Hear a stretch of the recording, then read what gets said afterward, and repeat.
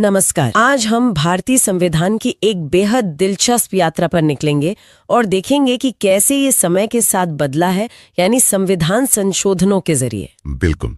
देखिए, संविधान कोई पत्थर की लकीर नहीं होता, बल्कि एक जीता जागता दस्तावेज माना जाता है। समाज बदलता है, जरूरतें बदलती हैं और वही संविधान को भी साथ चलना पड़ता है। हाँ, ये बात तो है। हमारे संविधान निर्माताओं ने ये दूरदर्शिता दिखाई और भाग 20 में अनुच्छेद 368 के तहत इसमें बदलाव करने का रास्ता खुला रखा। दिलचस्प बात यह है कि ये प्रक्रिया हमने दक्षिण अफ्रीका के संविधान से प्रेरणा लेकर अपनाई है। अच्छा, दक्षिण अफ्रीका से?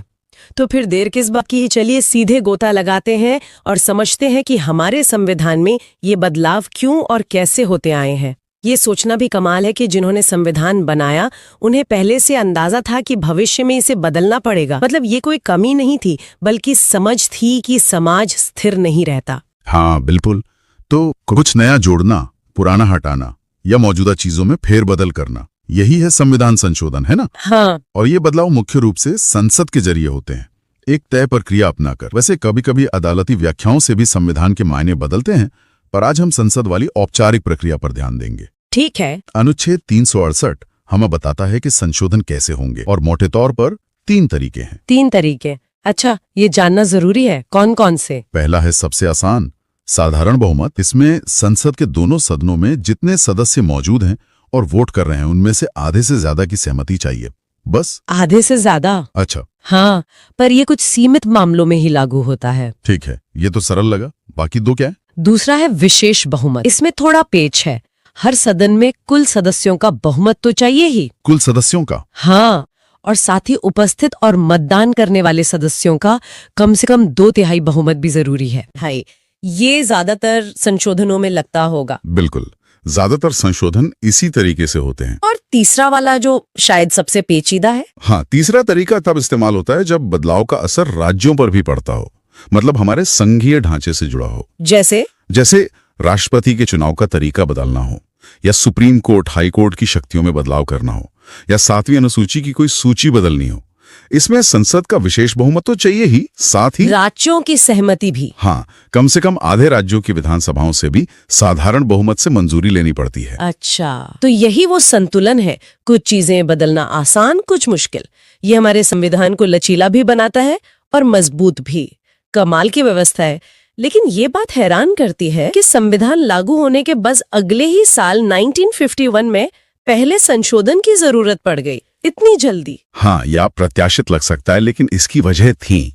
उस समय रोमेश थापर बनाम मद्रास राज्य जैसे कुछ अदालती फैसले आए थे। हाँ, सुना है। जिनसे सरकार को अपनी सामाजिक नीतियों, खासकर जमींदारी उन्मूलन और आरक्षण जैसे कदमों को लागू करने में दिक्कत आ रही थी।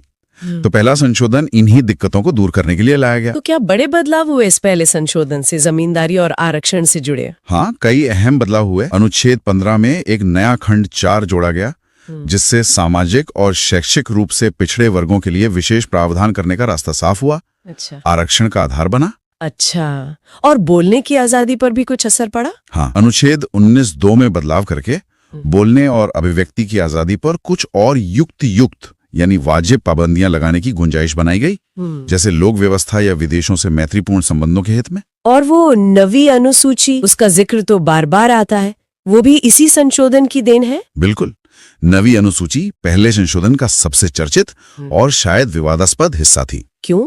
मतलब क्या था इसका मकसद? इसे इसलिए जोड़ा गया ताकि भूमि सुधार से जुड़े कानूनों को अदालत में इस आधार पर चुनौती न दी जा सके कि वो मौलिक अधिकारों का उल्लंघन करते हैं। इसके साथ अनुच्छेद 31A और 31B भी जोड़े गए, जिनका मकसद जमींदारी उन्मूलन जैसे कदमों को कानूनी सुरक्षा देना था। ये उस वक्त की बड़ी सामाजिक आर्थिक जरूरत थी सरकार के हिसाब से। यानी पहला संशोधन जमीनी हकीकत से जुड़ा था। इसके बाद भी संशोधनों का सिलसिला जारी रहा होगा, जाहिर है। हाँ बिल्कुल। जैसे दूसरा संशोधन 1952 मामूली था। उसने लोकसभा में राज्यों के प्रतिनिधित्व को 1951 की जनगणना के हिसाब से ठीक किया। पर 7वां संशोधन 1956 बहुत बड़ा था।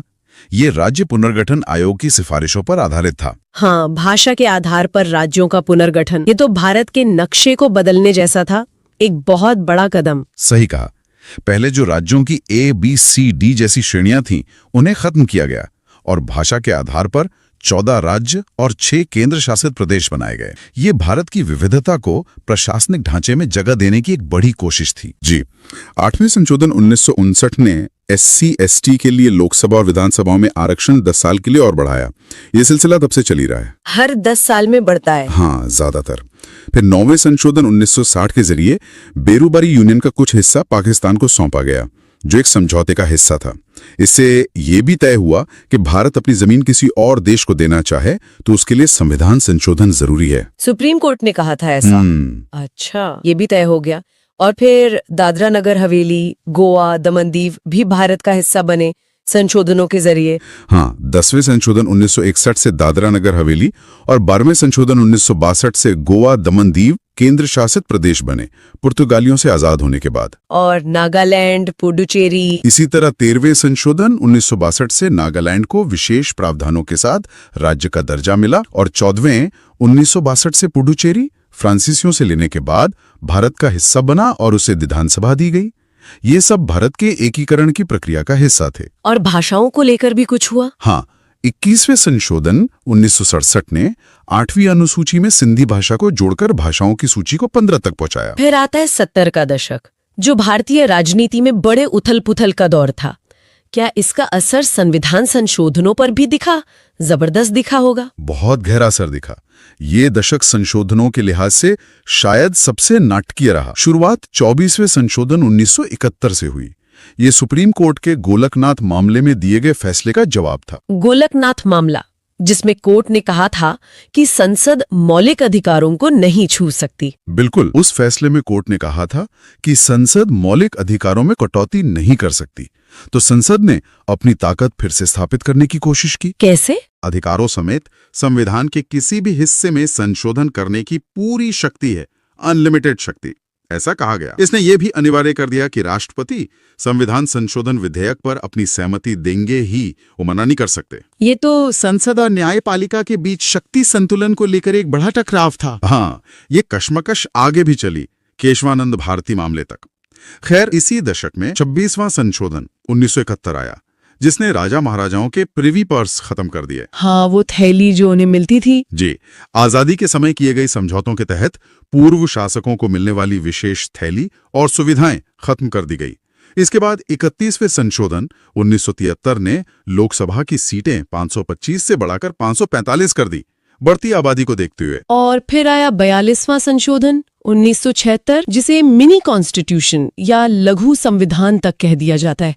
ऐसा क्यों? क्या था इसमें? संविधान में इतने सारे और इतने बड़े बदलाव किए कि ये अपने आप में एक छोटे संविधान जैसा लगने लगा। ये संशोधन इमरजेंसी के दौरान पारित हुआ था और इस पर तत्कालीन सरकार की गहरी छाप थी। क्या बदला?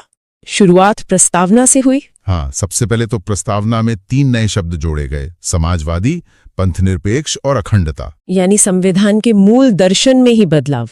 और मौलिक कर्तव्य भी तो इसी से जुड़े। बिल्कुल, संविधान में एक नया हिस्सा भाग 4A और अनुच्छेद 51A जोड़कर 10 मौलिक कर्तव्य शामिल किए गए नागरिकों के लिए। ये स्वर्ण सिंह समिति की सिफारिश पर हुआ था। अच्छा, और नीति निर्देशक तत्व? उनमें भी बढ़ोतरी हुई। गरीबों के लिए समान न्याय और मुफ्त कानूनी सहायता 39A, उद्योगों के प्रबंधन में मजदूरों की भागीदारी 43A और पर्यावरण संरक्षण 48A जैसे नए सिद्धांत जोड़े गए। ये समाजवादी और कल्याणकारी राज्य की दिशा में कदम माने गए। इसने राष्ट्रपति की शक्तियों पर क्या असर डाला? सुना है काफी कम कर दी थी। हाँ, कह सकते हैं। अनुच्छेद 74 में बदलाव करके राष्ट्रपति के लिए मंत्री परिषद की सलाह मानना बाध्यकारी कर दिया गया, कोई पुनर्विचार नहीं। और केंद्र राज्य संबंधों पर? शिक्षा, वन, नापतोल जैसे 5 विषय राज्य सूची से हटाकर समवर्ती सूची में डाल दिए गए, जिससे इन पर केंद्र का दखल बढ़ गया। और कार्यकाल भी बढ़ाया था ना लोकसभा का? हाँ, लोकसभा और विधानसभाओं का कार्यकाल भी 5 साल से बढ़ाकर 6 साल कर दिया गया था। और भी कई बदलाव थे, न्यायपालिका की शक्तियों में कटौती वगैरह। ये तो बहुत बड़े बदलाव थे, लेकिन ये ज्यादा टिके नहीं शायद। जनता पार्टी सरकार ने 44वें संशोधन से इन्हें पलट दिया। सही पकड़ा। 1977 में सत्ता बदली और नई सरकार ने 44th अमेंडमेंट 1978 लाकर 42nd अमेंडमेंट के कई विवादास्पद प्रावधानों को खत्म या बदल दिया। इमरजेंसी का अनुभव ताजा था। क्या क्या बदला 44th में? सबसे बड़ा बदलाव आपातकाल से जुड़ा था। राष्ट्रीय आपातकाल लगाने के लिए आंतरिक अशांति जैसे अस्पष्ट आधार को हटाकर सशस्त्र विद्रोह जैसा ठोस आधार लाया गया, और ये भी कि आपातकाल की घोषणा कैबिनेट की लिखित सलाह पर ही होगी। अच्छा, ये सेफगार्ड लगाया गया, और संपत्ति का अधिकार जो बड़ा मुद्दा रहा है उसका क्या हुआ? 44वें संशोधन ने संपत्ति के अधिकार को मौलिक अधिकारों अनुच्छेद 19A का F और 31 की सूची से हटा दिया। पूरी तरह हटा दिया। मौलिक अधिकारों से हटा दिया। इसे अनुच्छेद 300A के तहत सिर्फ एक कानूनी या विधिक अधिकार बना दिया गया। मतलब अब सरकार उचित प्रक्रिया से जमीन अधिग्रहित कर सकती थी, और इसे मौलिक अधिकार के हनन के तौर पर चुनौती देना मुश्किल हो गया। और राष्ट्रपति की स्थिति में भी कुछ सुधार हुआ जो 42वें ने किया था। हाँ, राष्ट्रपति को थोड़ी शक्ति वापस मिली। अब वे मंत्री परिषद की सलाह को एक बार पुनर्विचार के लिए लौटा सकते थे। हालांकि दोबारा भेजने पर मानना जरूरी था, पर एक मौका मिला। और कार्यकाल? लोकसभा और विधानसभाओं का कार्यकाल भी वापस 5 साल कर दिया गया। संक्षेप में 44वें संशोधन ने 42वें द्वारा लाए गए कई अतिवादी बदलावों को संतुलित करने और शक्तियों के पृथक्करण को फिर से मजबूत करने की कोशिश की। 70 के दशक की उथल पुथल के बाद 80 और 90 के दशक में किस तरह के बदलाव दिखे? शायद दल बदल एक बड़ी समस्या बन गया था उस समय। बिल्कुल, आया राम गया राम की राजनीति से सब परेशान थे। सरकारों में अस्थिरता आ रही थी। इसी को रोकने के लिए 52वां संशोधन 1985 लाया गया, जिसने संविधान में 10वीं अनुसूची जोड़ी। 10वीं अनुसूची यानी दल बदल विरोधी कानून। हाँ, ये दल बदल विरोधी कानून था जो पैसे या पद के लालच में पार्टी बदलने वाले सांसदों विधायकों पर रोक लगाने की कोशिश थी। अगर कोई सदस्य पार्टी व्हिप के खिलाफ वोट करता है या पार्टी छोड़ता है तो उसकी सदस्यता जा सकती है। पर ये कितना कारगर रहा, ये तो बहस का मुद्दा है। हाँ, वो बहस तो आज भी जारी है। खैर, इसी दौर में एक और बड़ा बदलाव हुआ जिसने सीधे आम नागरिकों, खासकर युवाओं को प्रभावित किया। कौन सा? वोटिंग उम्र वाला। रातों रात करोड़ों नए वोटर बन गए। हाँ, ये वाकई बहुत बड़ा फैसला था। अच्छा, सामाजिक न्याय के लिहाज से भी कुछ अहम आयोग बने इस दौरान SC/ST के लिए। जी, 65th अमेंडमेंट 1990 ने अनुसूचित जातियों SC और जनजातियों ST के लिए एक राष्ट्रीय आयोग बनाने का प्रावधान किया, अनुच्छेद 338 के तहत। पहले एक विशेष अधिकारी होता था, फिर इसे अलग अलग कर दिया गया। हाँ, बाद में 89वें संशोधन 2003 ने इसे 2 अलग अलग आयोगों में बांट दिया, राष्ट्रीय अनुसूचित जाति आयोग अनुच्छेद 338 और राष्ट्रीय अनुसूचित जनजाति आयोग अनुच्छेद 338A, ताकि दोनों वर्गों पर ज्यादा फोकस किया जा सके। और दिल्ली को भी एक खास पहचान मिली 90 के दशक में। हाँ, 69वें संशोधन 1991 ने दिल्ली को राष्ट्रीय राजधानी क्षेत्र NCT का विशेष दर्जा दिया, अपनी विधानसभा और मंत्री परिषद के साथ। अनुच्छेद 239A जोड़ा गया। ये दिल्ली की अनूठी स्थिति को देखते हुए किया गया था। हालांकि अधिकारों को लेकर केंद्र और दिल्ली सरकार में खींचतान चलती रहती है। वो तो है, और भाषाएं भी जोड़ी। जी, 71वें संशोधन 1992 ने कोंकणी, मणिपुरी और नेपाली को 8वीं अनुसूची में जोड़कर मान्यता प्राप्त भाषाओं की संख्या 18 कर दी। और फिर वो 2 संशोधन आए जिन्हें स्थानीय स्वशासन की रीढ़ माना जाता है, 73वां और 74वां, पंचायतों और नगरपालिकाओं वाले। निस्संदेह ये मील के पत्थर थे। 73वां संशोधन 1992 पंचायतों यानी ग्रामीण स्थानीय निकायों से जुड़ा था। इसने पंचायतों को संवैधानिक दर्जा दिया, भाग 9 जोड़ा। क्या क्या मिला पंचायतों को इससे? उनके चुनाव नियमित किए गए, राज्य चुनाव आयोग बना, उनमें महिलाओं और SC/ST के लिए सीटों और अध्यक्ष पदों पर आरक्षण तय किया गया और उन्हें शक्तियां व जिम्मेदारियां दी। 11वीं अनुसूची में 29 विषय जोड़े गए जिन पर पंचायतें काम कर सकती हैं। ये सत्ता को गांवों तक पहुंचाने की एक क्रांतिकारी कोशिश थी। और 74th शहरों के लिए वैसा ही कुछ। एकदम सही। 74th संशोधन 1992 नगर पालिकाओं यानी शहरी स्थानीय निकायों के लिए था। इसने भाग 9A जोड़ा, उन्हें भी संवैधानिक दर्जा, नियमित चुनाव, आरक्षण, महिलाओं SC/ST के लिए और शक्तियां दी। 12वीं अनुसूची में 18 विषय दिए गए हैं। ये दोनों संशोधन जमीनी लोकतंत्र को मजबूत करने और विकास में स्थानीय लोगों की भागीदारी बढ़ाने के लिहाज से बेहद महत्वपूर्ण माने जाते हैं। शिक्षा के अधिकार को भी मौलिक अधिकार का दर्जा मिला, ये भी एक बड़ा कदम था। किस संशोधन से हुआ ये? ये था 86 संशोधन 2002। इसने 6 से 14 साल के बच्चों के लिए मुफ्त और अनिवार्य शिक्षा को अनुच्छेद 21A के तहत मौलिक अधिकार बना दिया। अनुच्छेद 21A यानी जीवन के अधिकार के साथ जोड़ दिया। हाँ बिल्कुल, शिक्षा को जीवन के अधिकार जितना ही महत्वपूर्ण माना गया। इसने अनुच्छेद 51A में 11वां मौलिक कर्तव्य भी जोड़ा। कि माता-पिता या अभिभावक अपने बच्चों को शिक्षा के अवसर प्रदान करें, और नीति निदेशक तत्व अनुच्छेद 45 में भी बदलाव किया। सरकारों के आकार को लेकर भी कुछ नियम बने। मंत्री कितने बन सकते हैं इस पर? हाँ, अक्सर देखा जाता था कि समर्थन जुटाने के लिए बहुत बड़ी मंत्री परिषद, जंबो कैबिनेट बना दी जाती थी। संशोधन 2003 इसी पर रोक लगाने के लिए था। क्या रोक लगाई? इसने तय किया कि केंद्र और राज्यों में मंत्रियों की संख्या प्रधानमंत्री, मुख्यमंत्री समेत लोकसभा या विधानसभा की कुल सदस्य संख्या के 15% से ज्यादा नहीं होगी।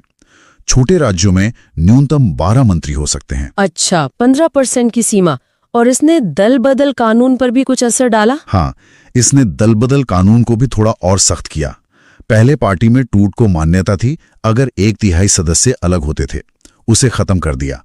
अब मर्जर के लिए 2/3 सदस्यों की सहमति चाहिए। और भाषा परिवारों में कुछ नए सदस्य जुड़े 8वीं अनुसूची में। जी, 92 में संशोधन 2003 ने बोडो, डोगरी, मैथिली और संथाली को 8वीं अनुसूची में शामिल किया। इससे मान्यता प्राप्त भाषाओं की संख्या 22 हो गई, जो आज भी है। नई सदी शुरू हुई और संविधान में बदलाव का सिलसिला थमा नहीं। 21वीं सदी के कुछ अहम संशोधनों की बात करें। सहकारी समितियों को लेकर भी कुछ हुआ? हाँ, 97वां संशोधन 2011 सहकारी समितियों को संवैधानिक संरक्षण देने के लिए था। इसने सहकारी समिति बनाने को मौलिक अधिकार अनुच्छेद 19(1) के तहत बनाया। मौलिक अधिकार? जी, साथ ही राज्य के नीति निर्देशक तत्वों में अनुच्छेद 43B जोड़ा गया कि राज्य सहकारी समितियों को बढ़ावा देगा, और संविधान में एक नया भाग 9B भी जोड़ा गया जो सहकारी समितियों के गठन, प्रबंधन वगैरह से जुड़ा है। और फिर आया वो बदलाव जिसने शायद हर किसी की जेब पर असर डाला, GST 101वां संशोधन। बिल्कुल, 101वां संशोधन 2016 जिसने वस्तु एवं सेवा कर यानी GST लागू किया। 1 जुलाई 2017 से लागू हुआ। ये आजाद भारत के सबसे बड़े अप्रत्यक्ष कर सुधारों में से एक था। इसका मकसद क्या था? मकसद था एक देश एक टैक्स के विचार को हकीकत बनाना। इसने केंद्र और राज्यों के कई अप्रत्यक्ष करों जैसे excise duty, service tax, VAT, CST वगैरह को एक में मिला दिया। इसके लिए GST काउंसिल बनी। हालांकि इसे लागू करने और इसके असर पर बहसें चलती रहती हैं। वो तो है। अच्छा, सामाजिक समीकरणों को देखते हुए भी कुछ महत्वपूर्ण संशोधन हुए हाल के वर्षों में पिछड़ा वर्ग आयोग को लेकर। हाँ, 102वां संशोधन 2018 ने राष्ट्रीय पिछड़ा वर्ग आयोग यानी NCBC को संवैधानिक दर्जा दिया, अनुच्छेद 338B के तहत। ठीक वैसे ही जैसे SC आयोग 338 और ST आयोग 338A को हासिल है। इससे क्या फर्क पड़ा? इससे पिछड़े वर्गों के हितों की सुरक्षा को और मजबूती मिली। अब ये आयोग पिछड़े वर्गों से जुड़ी शिकायतों की जांच कर सकता है और उनकी सामाजिक, शैक्षणिक उन्नति के लिए सलाह दे सकता है। और आरक्षण के दायरे में एक नया आयाम जोड़ा गया, आर्थिक आधार पर। आप 103वें संशोधन 2019 की बात कर रहे हैं। इसने आर्थिक रूप से कमजोर वर्गों EWS के लिए शिक्षण संस्थानों, निजी समेत और सरकारी नौकरियों में 10% आरक्षण का प्रावधान किया। अनुच्छेद 15(6) और 16(6) जोड़े गए। ये पहली बार था जब आरक्षण का आधार आर्थिक था? हाँ, ये पहली बार था जब आरक्षण का आधार सिर्फ सामाजिक या शैक्षिक पिछड़ापन न होकर आर्थिक भी था। ये उन लोगों के लिए था जो SC, ST, OBC आरक्षण के दायरे में नहीं आते और जिनकी पारिवारिक आय एक निश्चित सीमा से कम है। इस पर भी काफी चर्चा और कानूनी बहस हुई, लेकिन सुप्रीम कोर्ट ने इसे वैध ठहराया है। आरक्षण को लेकर और भी कुछ हुआ? SC, ST आरक्षण की अवधि बढ़ाने वाला? जी, 104वां संशोधन 2020 ने लोकसभा और विधानसभाओं में SC, ST के लिए सीटों का आरक्षण अगले 10 साल यानी जनवरी 2030 तक के लिए बढ़ा दिया। यह 10 साल पर होता है। लेकिन इसमें एक चीज खत्म भी हुई ना, एंग्लो इंडियन मनोनयन। हाँ, बिल्कुल। इसी संशोधन ने एंग्लो इंडियन समुदाय के लिए लोकसभा और विधानसभाओं में सीटों के मनोनयन की पुरानी व्यवस्था खत्म कर दी। फिर 105वां संशोधन भी आया 2021 में, वो क्या था? 105वां संशोधन 2021 सुप्रीम कोर्ट के एक फैसले के बाद आया था। इसने राज्यों को ये शक्ति फिर से दी कि वो सामाजिक और शैक्षिक रूप से पिछड़े वर्गों SEBCs की अपनी सूची खुद बना सकें और उन्हें आरक्षण दे सकें। ये केंद्र राज्य संबंधों के लिहाज से अहम था। और सबसे ताजा जिसकी गूंज अब भी सुनाई दे रही है, 106वां संशोधन, जिसे नारी शक्ति वंदन अधिनियम कहा जा रहा है, महिला आरक्षण वाला। बिल्कुल। 106वां संशोधन 2023 लोकसभा और सभी राज्यों की विधानसभाओं में महिलाओं के लिए 1/3 33% सीटें आरक्षित करने का प्रावधान करता है। 33%। ये कब से लागू होगा?